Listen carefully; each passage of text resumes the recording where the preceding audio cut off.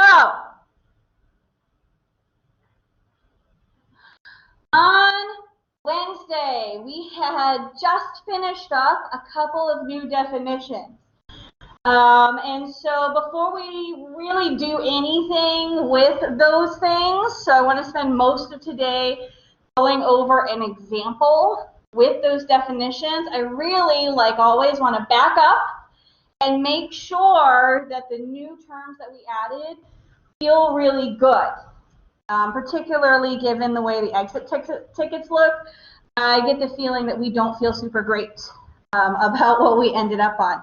So let's wheel backwards and go over some of the material we were working on. Okay, so here are my axes that we have been working on all unit. So if I want to label my x-axis, what should I label it as? Progression, good. So progression of reaction.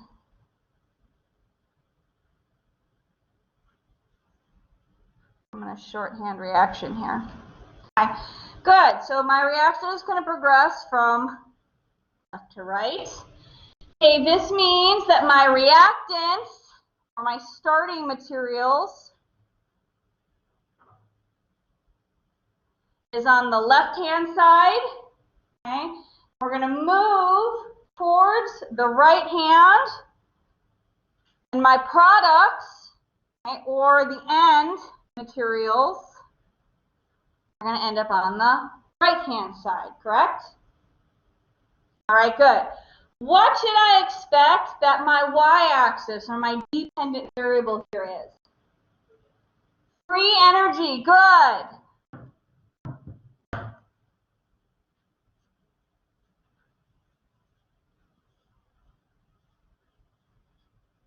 Remember, we also call this delta G. Okay, so when we say free energy, remember this isn't as fancy as it sounds, anything super big. Okay, the goal of free energy is just tracking that energy, tracking that ATP, that energetic change, okay, whether it's the release of energy or the investment of energy over the course of those metabolic reactions. Okay, that's all it is. Got a fancy little name. Okay, but all we're doing is looking at the change in energy over the course of our metabolic reaction.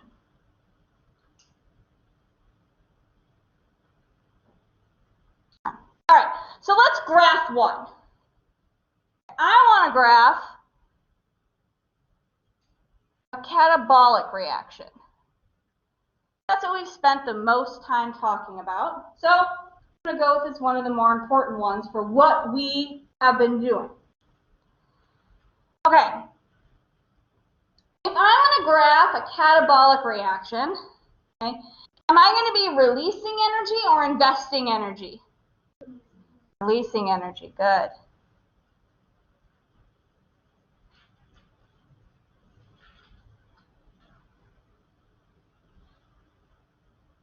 All right, so if I'm going to put that on my graph then, should I expect that to look like a slide or a hill? A slide.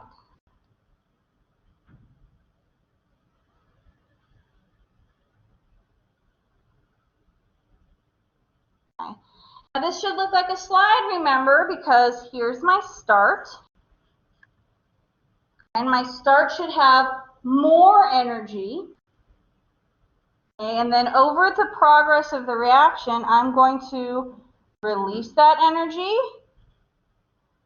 leaving me with less energy at the end, right?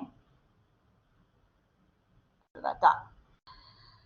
Okay, let's think about this in terms of our free energy or our delta G. Should I have a negative or a positive delta G? Negative delta G, good.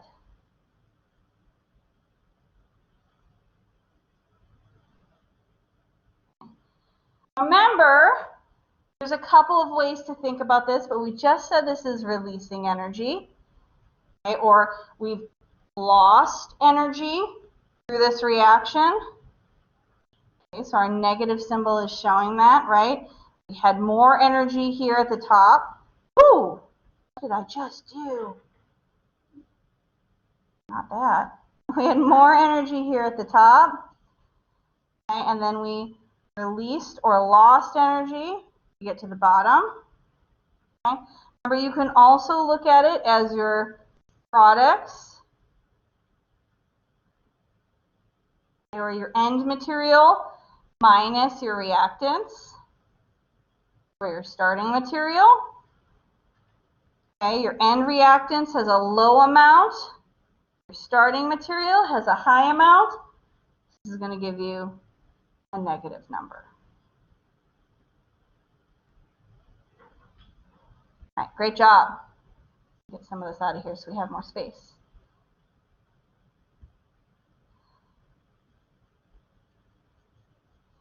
All right, lastly, is this going to be spontaneous or non-spontaneous? Spontaneous, good.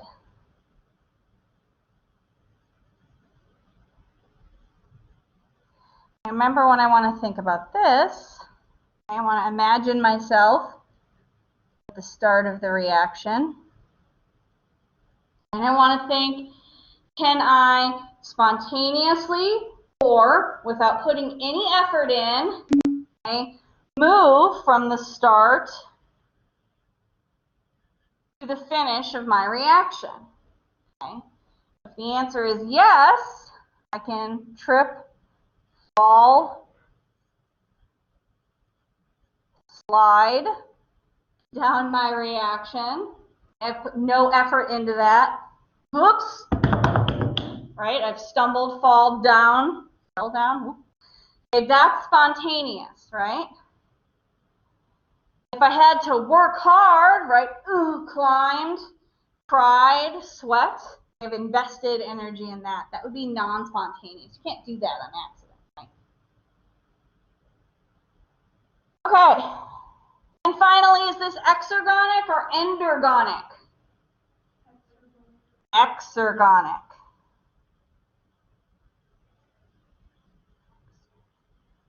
Remember, we want to think that energy is exiting our reaction.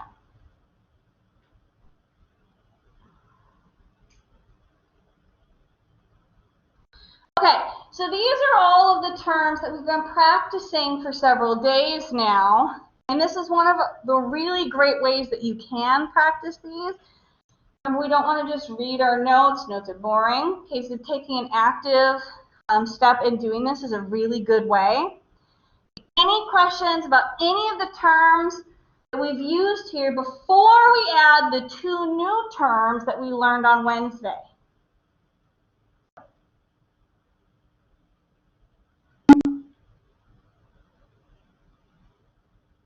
All quiet on the computer front. That was you? Okay. Okay, so I'm gonna, all this stuff is true, but I'm gonna erase a little bit on here so I have some space to draw.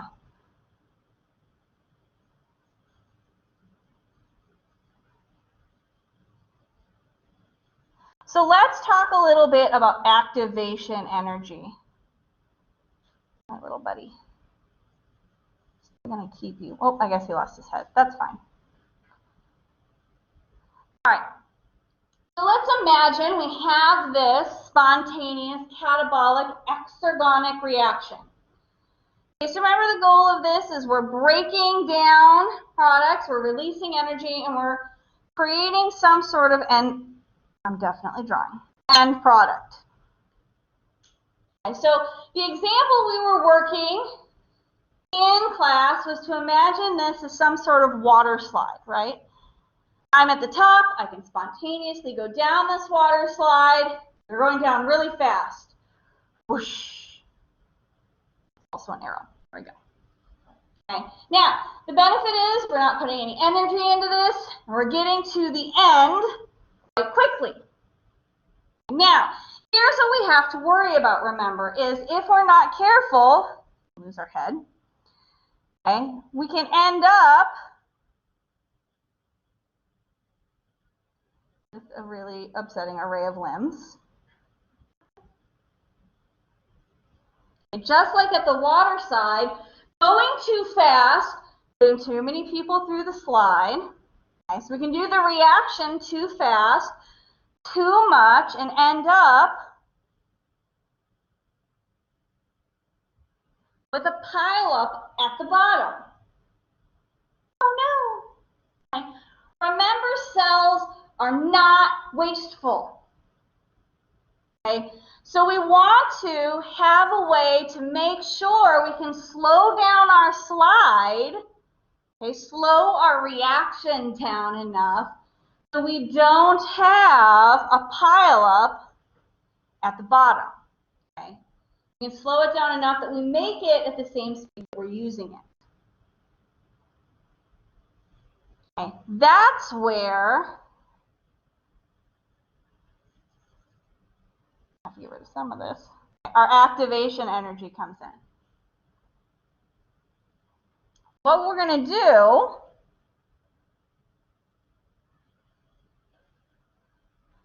is add a little speed bump.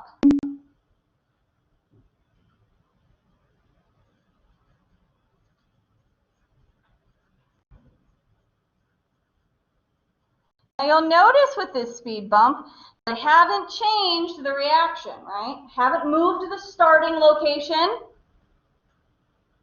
and I haven't moved the ending location. I've just slowed down, okay, part of the middle portion. So here's our speed bump. Okay, just like the one on campus. Ideally should slow you down so you don't run people over. Okay. Or we can also think about it as the cranky lifeguard at the top of the water slide. Definitely hates his job. Okay. But also make sure that as the swimmers get to the top of the slide, that they slowly go through the slide and don't end up all piled up on the bottom, kicking each other in the face. The parents aren't suing and everybody's not angry, right? Now that we have this activation energy, we don't have this pileup. Recording, right? Okay, thank you. Of course. All right, so the activation energy's goal is just to slow us down. We can still do the reaction. We haven't changed anything. And this is a really key feature. So I've added my speed bump. Okay, but note, has the location for my reactants moved? Have I changed that?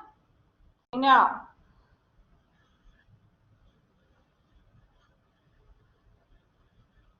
Okay. How about my products? Have they moved or changed?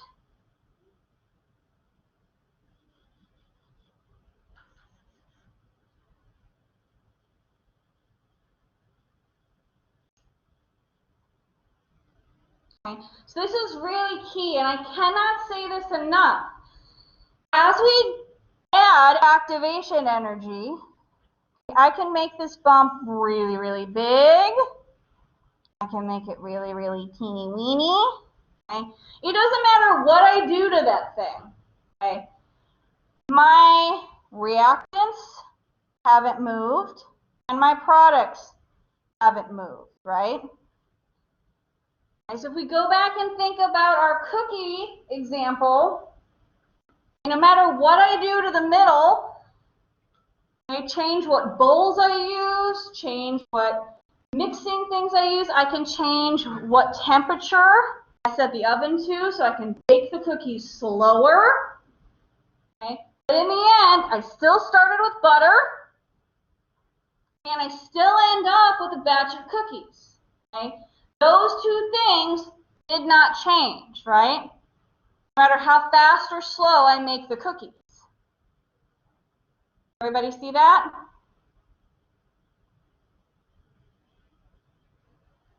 Okay, so What is my delta G? Is it positive or negative? Still negative, right? I had a negative delta G before. I have a negative delta G now. Okay. My free energy is unchanged, right? If I don't move my reactants, I don't move my products, the relationship between them, right? The change in free energy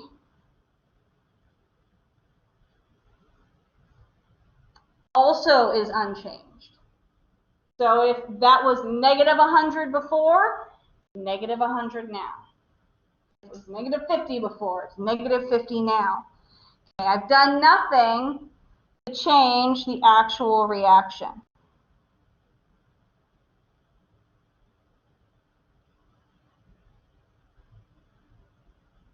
Okay, all I've done is slowed it down. Added the speed bumper, the cranky lifeguard. Everybody see that? Okay, does the idea behind activation energy make more sense today?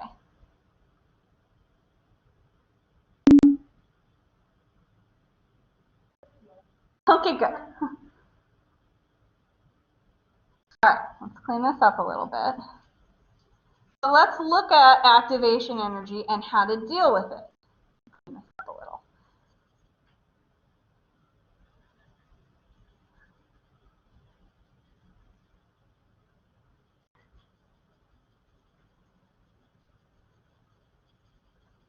Okay, so that's still activation energy. I'm just giving us some more space. So let's think about overcoming activation energy.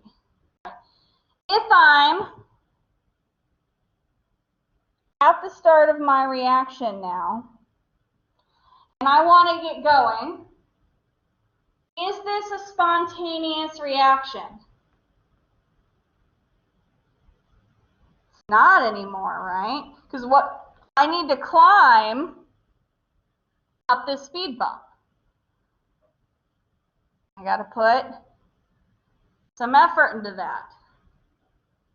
Sweat, some tears. It's not a lot, right? This isn't huge like our big anabolic hills were, but it's definitely not downhill anymore, right? This is how we're being slowed down. I need to put that little bit of effort in. Get up to the top of that hill. Okay, put some energy into it. Work it, girl. And now, once I get to the top of the hill, is this spontaneous? Now, once we get over the hump, it's all fun and games again.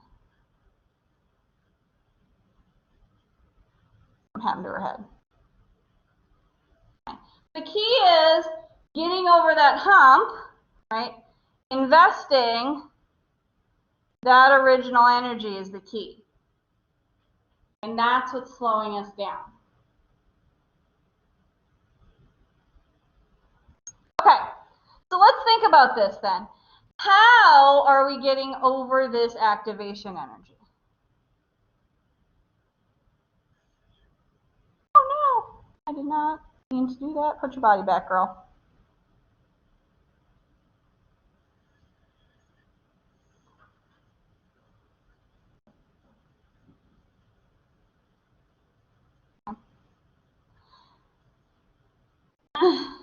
And now we don't really want to invest a lot of actual ATP if we can help it, right?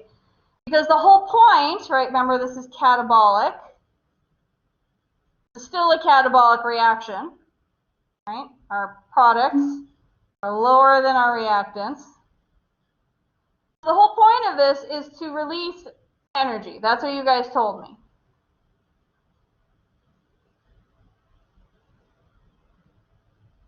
That's where we started.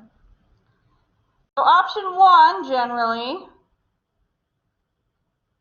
is we can find some heat. We can absorb some heat. This is about where we were finishing off on Wednesday.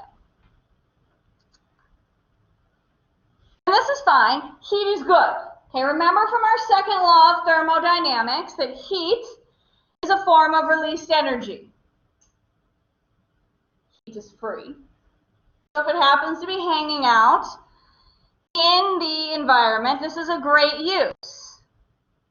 Okay, we like free things. Now, heat also has a problem, though, right? Because it's not necessarily dependable. So if it's not around, or we can't get enough of it, okay, it doesn't always make the best choice, or at least by itself. So this is where our other definition came in.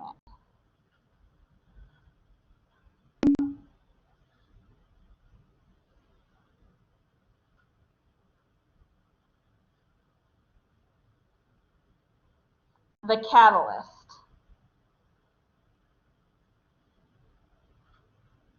AKA one of our favorite biomolecules.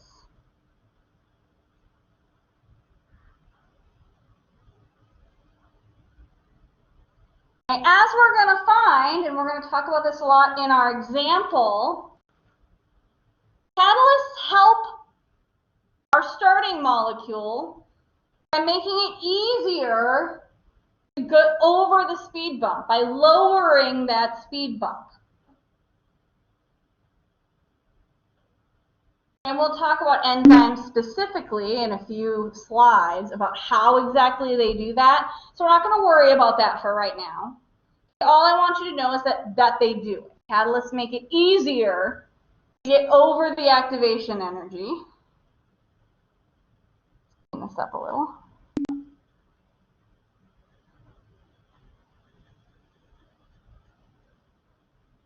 And by lowering our speed bump.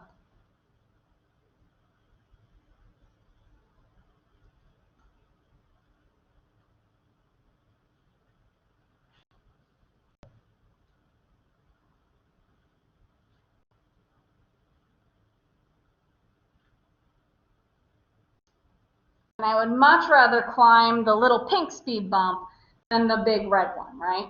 That's way easier to do.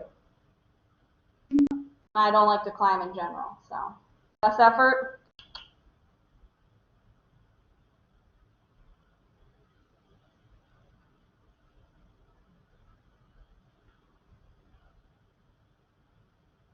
Okay, these are all of our definitions.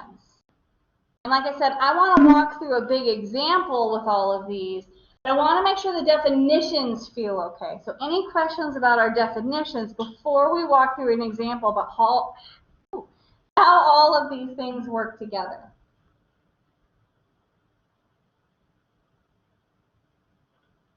I heard some pops from online. Anything? Okay.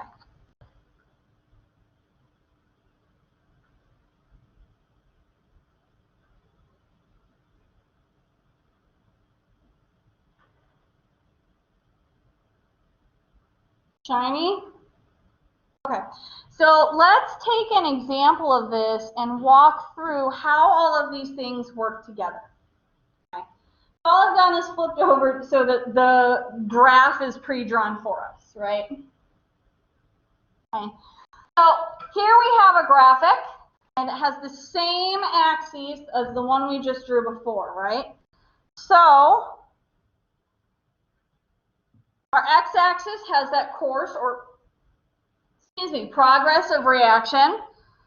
Remember, we have reactant on the left, which is the starting material, product, I was going to say progress, that's not helpful, product or end material on the right. Okay, so remember, that's our independence, our x-axis. On our y-axis, we have our free energy. Remember, that just means what's happening with the energy as we track the reaction we're doing, okay, which is the same thing as our delta G. Okay. So all we've done here is drawn a catabolic or anabolic reaction. It's catabolic, right?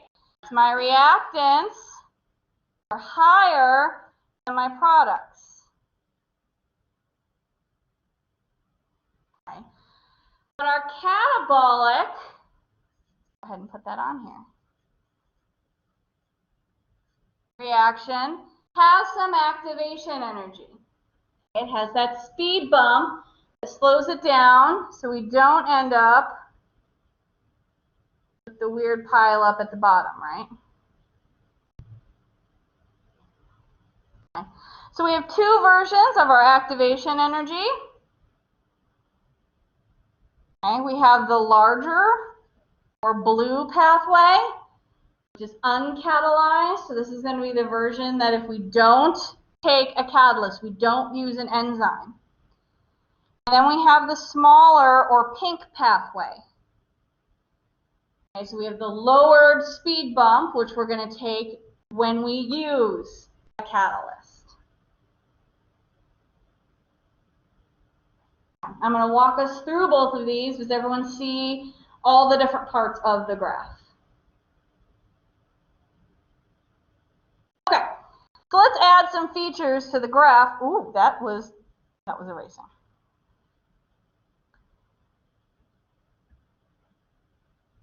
Okay, so if we're doing a catabolic reaction, remember our goal is to take a large component or molecule and break it up, release some energy, into smaller parts, right? So we're going to take a large thing. In this case, we're going to bring back Janet and Carl. It's been a while since we checked in with Janet and Carl, right? Molecules, in fact, I think. So our reactant in this case is going to be Janet and Carl, the power couple. We're going to call them Gennaro. Okay.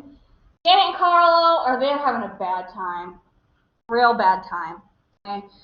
So Janet and Carl, Gennaro, okay, are going to go through a divorce. Okay. They're going to break up. Okay. So our final product in this case are the two singles, single lady Janet, all my single ladies, and single and happy Carl. I don't have a good song for him. Sure there is one.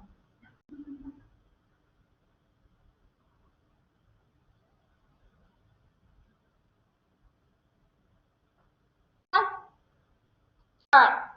Now, there are two pathways that Janet and Carl can take to get from unhappily married power couple, okay, to two happy, healthy singles. Okay. We have our blue pathway, which has a much higher energy of activation. This is the more difficult route. It takes more energy, more time. It's harder.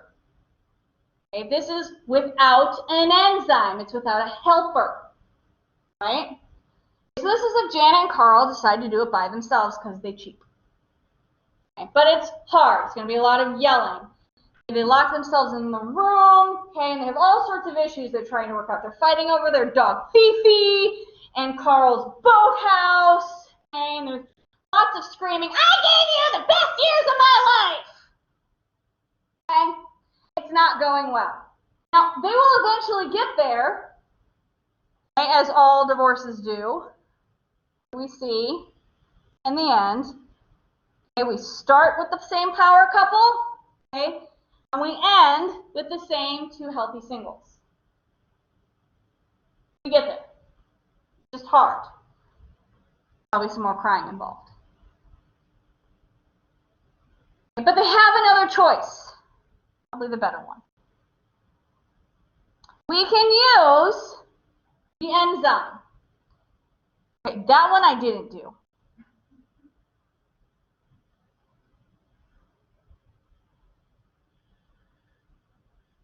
Okay, so we see that this activation energy is lower. This pathway for them is easier. Now note, the starting couple is not different. We have not changed Gennaro before they enter the divorce, right? They're the same couple. The ending product, single Janet, single Carl, okay, still also the same. Okay, so the starting and the ending position are identical. All that we're changing is how hard is it, how quick is it to make it happen.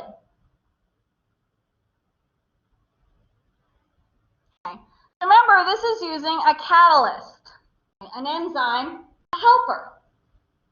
Our helper in this case is a divorce attorney. It's pretty sensible. Okay. A divorce attorney, like a catalyst, remember our definition from Wednesday for catalyst, are specific to the starting molecules.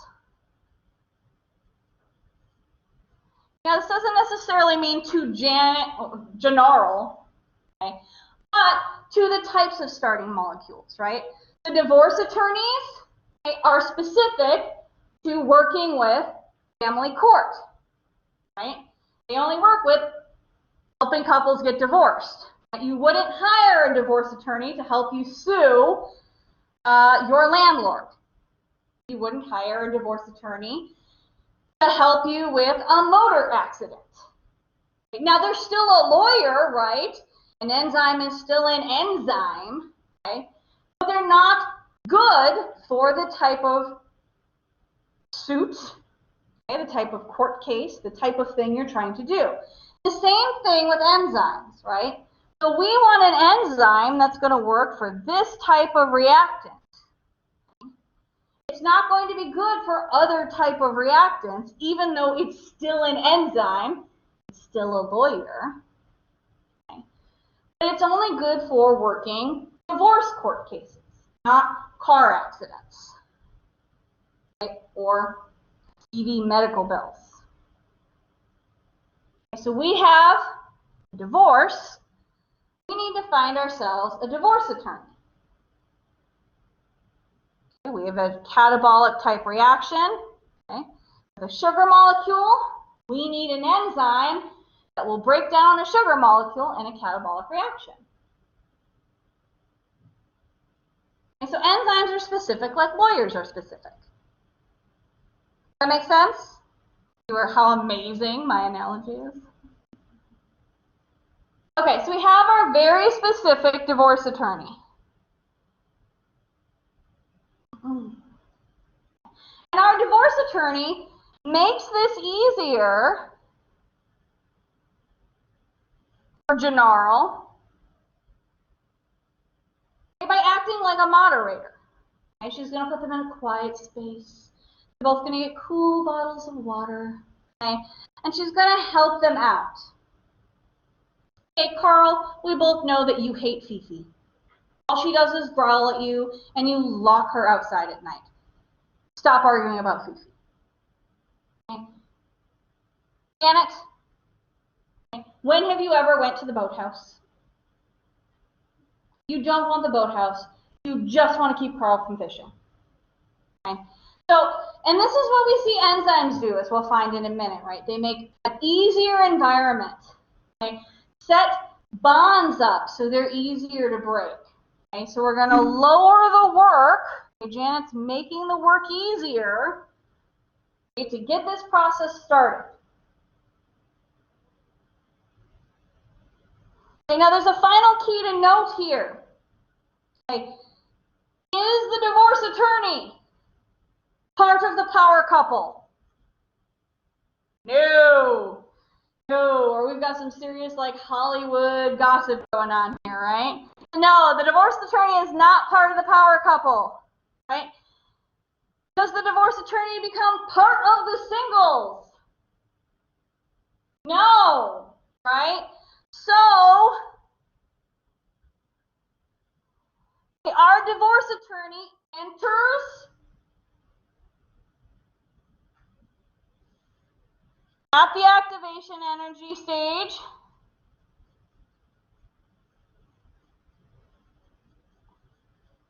and then leaves.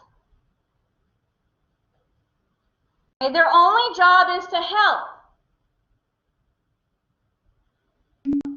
Okay? She doesn't become part of Carl, right? She's not fusing with him. She's not fusing with Janet, right? We can also think of this from our cookie perspective, right? If we imagine baking cookies, we started with our butter, and we ended with our delicious chocolate chip cookies.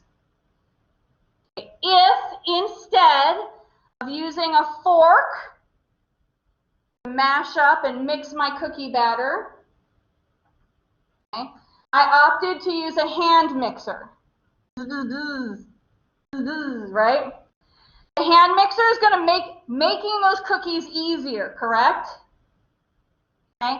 Making the cookies is going to go faster for me. Okay? Does the mixer become part of my final cookies? No. Is it going to change the way those cookies taste? Hopefully not, right? Otherwise, my original cookies maybe needed to be mixed better. So my mixer does not become part of my cookies. Okay?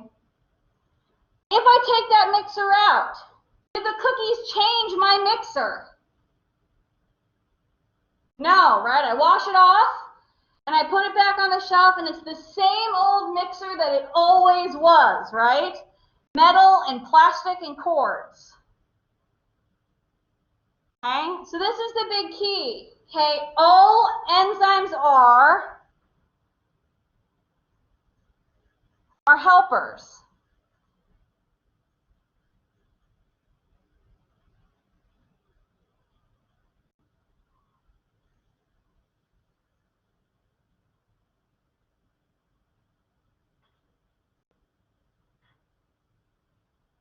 They're not committing themselves to these relationships.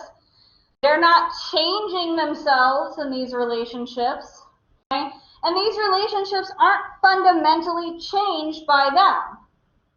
They're helped, but not changed, right? Remember, Janet and Carl would still have broken up without their divorce attorney. Would it have been harder? Yes. Would it have taken longer? Yes. But it still would have happened. So the end product is still unchanged. So this is a fundamental key behind thinking about what are enzymes doing, what are these catalysts doing to these reactions. And it's really important that we remember this. And again, when we're thinking about free energy, okay, did our reactant move?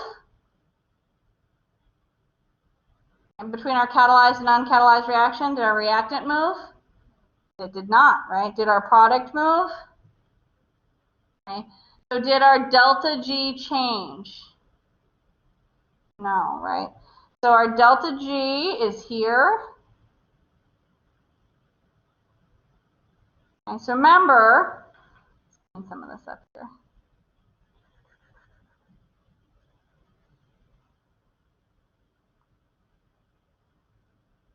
The third color. I can make this really small. Or I can make this really, really big. Okay. No matter what I do, my reactants, okay, my original couple, Gnarl was always married. That's not changing here. Okay? The fact that Janet and Carl are getting divorced, that's still not changing here.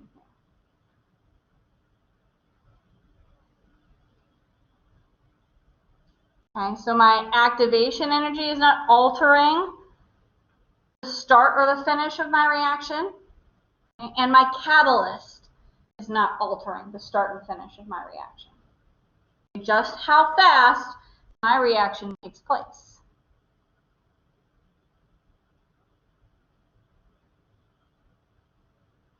Did that feel better? Any questions about what I've done here?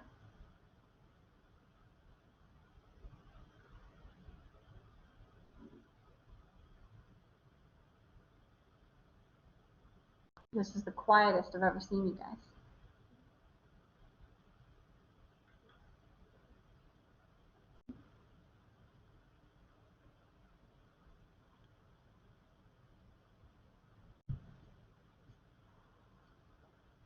Okay. So remember then that as we've been talking about this,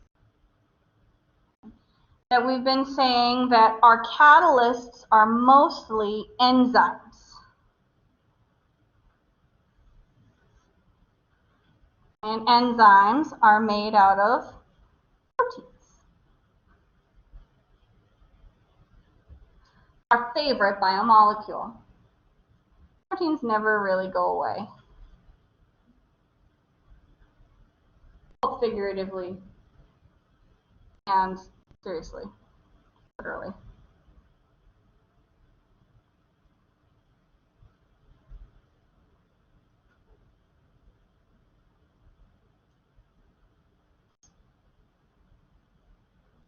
I think we have a big deal.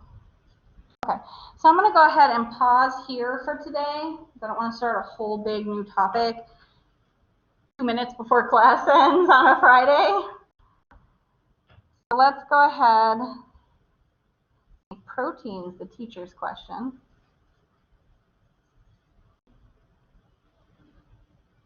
Count how many times we've made proteins the teacher's question in the semester.